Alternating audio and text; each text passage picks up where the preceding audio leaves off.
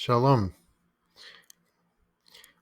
This evening, I would like to read out a passage from a historian by the name of Richard Dolan. I'll just briefly speak about his credentials. He studied at Alfred University and Oxford University. He completed his graduate work in history at the University of Rochester, where he was a finalist for a Rhodes Scholarship studying U.S. Cold War strategy, Soviet history and culture, and international diplomacy. He has written about conspiracy in the following way. So this is a quote from his books. The very label, conspiracy, serves as an automatic dismissal, as though no one ever acts in secret. Let us bring some perspective and common sense to this issue. The United States comprises large organizations, corporations, bureaucracies, interest groups, and the like, which are conspiratorial by nature. That is, they are hierarchical. The important decisions are made in secret by a few key decision makers, and they are not above lying about their activities. Such is the nature of organizational behavior. Conspiracy, in this key sense, is a way of life around the globe. Within the world's military and intelligence apparatuses, this tendency is magnified to the greatest extreme. During the 1940s, the military and its scientists developed the world's most awesome weapons in complete secrecy. Anyone who has lived in a repressive society knows that official manipulation of the truth occurs daily. But societies have their many and their few. In all times and all places, it is the few who rule, and the few who exert dominant influence over what we may call official culture. All elites take care to manipulate public information to maintain existing structures of power. It's an old game. America is nominally a republic and free society, but in reality an empire and oligarchy, vaguely aware of its own oppression, within and without. I've used the term national security state to describe its structures of power. It is a convenient way to express the military and intelligence communities, as well as the worlds that feed upon them, such as defense contractors and other underground nebulous entities. Its fundamental traits are secrecy, wealth, independence, power, and duplicity.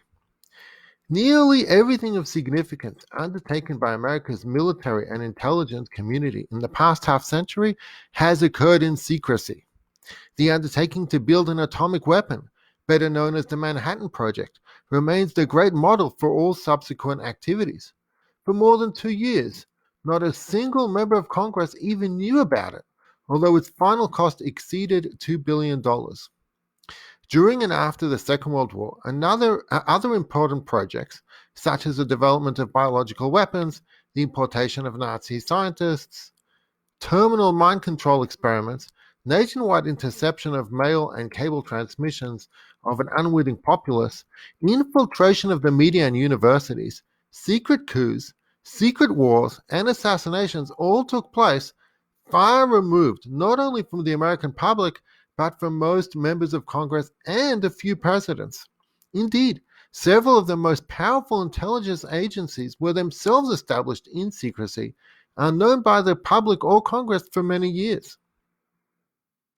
Since the 1940s, the U.S. defense and intelligence establishment has had more money at its disposal than most nations.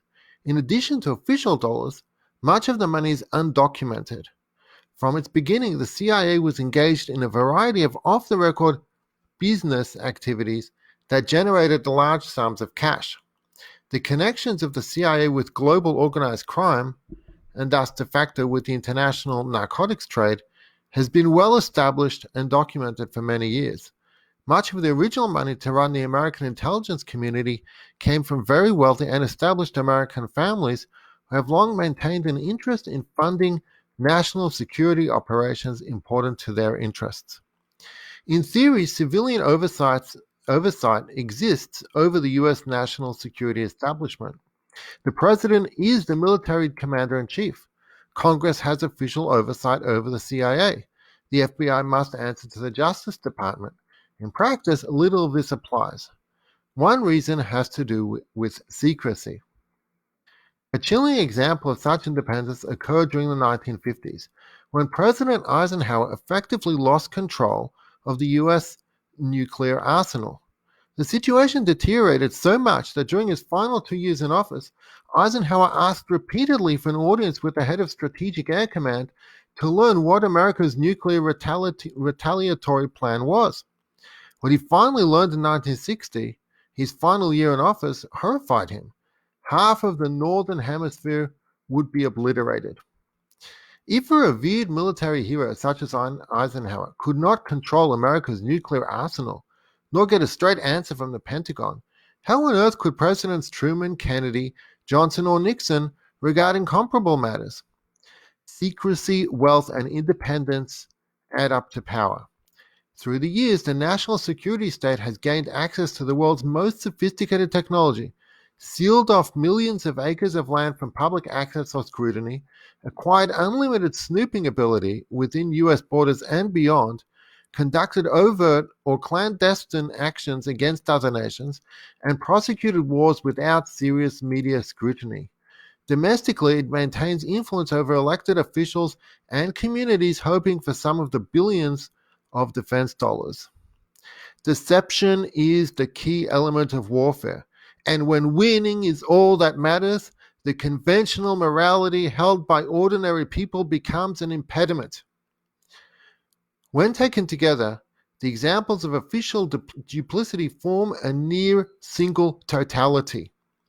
They include such choice morsels as the phony war crisis of 1948, the fabricated missile gap claimed by the Air Force during the 1950s, the carefully managed events leading to the Gulf of Tonkin resolution, and so on. The secrecy stems from a pervasive and fundamental element of life in our world, that those who are at the top of the heap will always take whatever steps are necessary to maintain the status quo. Skeptics often ask, do you really think the government could hide anything for so long? The question itself reflects ignorance of the reality that secrecy is a way of life in the national security state. Actually, though, the answer is yes and no. Yes, in that cover-ups are standard operating procedure, frequently unknown to the public for decades, becoming public knowledge by a mere roll of the dice. But also no, in that information has leaked out from the very beginning. It is impossible to shut the lid completely. The key lies in neutralizing and discrediting unwelcome information, sometimes through official denial, other times through proxies in the media. Evidence of conspiracy derived from a grassroots level is unlikely to survive its inevitable conflict with official culture. An acknowledgement about the reality of conspiracies will only occur when the official culture deems it worthwhile or necessary to make it. So that's the end quote. I hope you've enjoyed. God bless.